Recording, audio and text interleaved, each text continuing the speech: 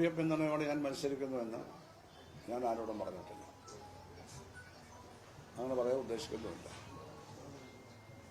പിന്നെ പാർട്ടി നേതാക്കൾ ദൗത്യവുമായി വരുന്നു എന്നുള്ളതാണ് മറ്റൊരു പ്രചാരണം. ഒരു ദൗത്യവുമായി ആരും എൻ്റെ അടുത്ത് വന്നിട്ടില്ല.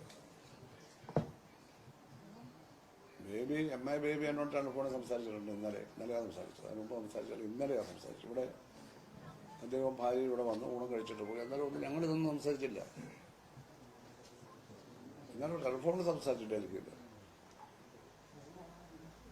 അത് കഴിഞ്ഞാണ് നാസറുടെ നേതൃത്വത്തിൽ സുജാതയടക്കം അവരൊരു 10-12 സെക്രട്ടേറിയറ്റ് മെമ്പർമാരും ചന്ദ്രബാബു സ്റ്റേറ്റ് കമ്മിറ്റി മെമ്പർമാരും വന്നതാണ്.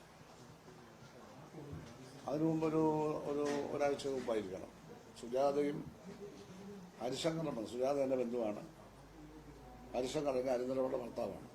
അവർ രണ്ടും കൂടെ വന്നിരുന്നു. ഹരിശങ്കർ ഒന്നും സംസാരിച്ചില്ല. സുജാത രാഷ്ട്രീയ കാര്യങ്ങളൊക്കെ സംസാരിച്ചു പോവുകയും ചെയ്തു. വേറെ ആരും എൻ്റെ അടുത്ത് വന്നിട്ടില്ല. ഇതെല്ലാം ഈ അടുത്ത ദിവസങ്ങളിലുള്ള കാര്യമാണ്. ആരും നിർബന്ധിച്ചല്ല പാർട്ടി ചേർന്നു. ഇപ്പം ഏകദേശം ഒരു 3 ആഴ്ചയായി കാണുമായിരിക്കണം. ഈ മെമ്പർഷിപ്പ് സ്ക്രൂട്ടണി, എൻ്റെ ബ്രാഞ്ചിൻ്റെ സ്ക്രൂട്ടണി നടന്നു. ഞാൻ മെമ്പർഷിപ്പ് കൊടുക്കില്ല. ആരും നിർബന്ധിച്ചിട്ടെല്ലാം കൊടുക്കാതിരുന്നു. ഞാനിത് ആരോടും പറഞ്ഞില്ല. സ്ക്രൂട്ടണി നടത്തിയ ബ്രാഞ്ച് കമ്മിറ്റിയിൽ 18 പേരുണ്ട്. ഞാൻ അടക്കം 18ആണ്. സ്ക്രൂട്ടണി നടത്തി കഴിഞ്ഞാൽ DC-യുടെ നേരെ കൺട്രോളിലുള്ള ബ്രാഞ്ച് ആയതുകൊണ്ട് ആ മെമ്പർഷിപ്പ് രജിസ്റ്റർ അവിടെ DC-യുടെ കൊടുക്കുക. പക്ഷേ ഇതൊരു ചാനൽ വന്നു. അത് DC ഓഫീസിൽ തന്നെ കൊടുക്കില്ല. ഈ 18 മെമ്പർമാരിൽ ഒരാൾ കൊടുത്തതാണ്. അതാരുമാവട്ടെ. അപ്പം അങ്ങനെ വന്നപ്പോൾ പിന്നെ ഞാൻ അത് പരസ്യപ്പെടുത്തേണ്ടി വന്നു. ഒരു പോസ്റ്റ് ഇട്ടിട്ട്, ഒരു ഫേസ്ബുക്ക് പോസ്റ്റ് ഇട്ടിട്ട് ഞാൻ മെമ്പർഷിപ്പ് കൊടുക്കില്ല എന്ന കാര്യം ഞാൻ അറിയിച്ചു.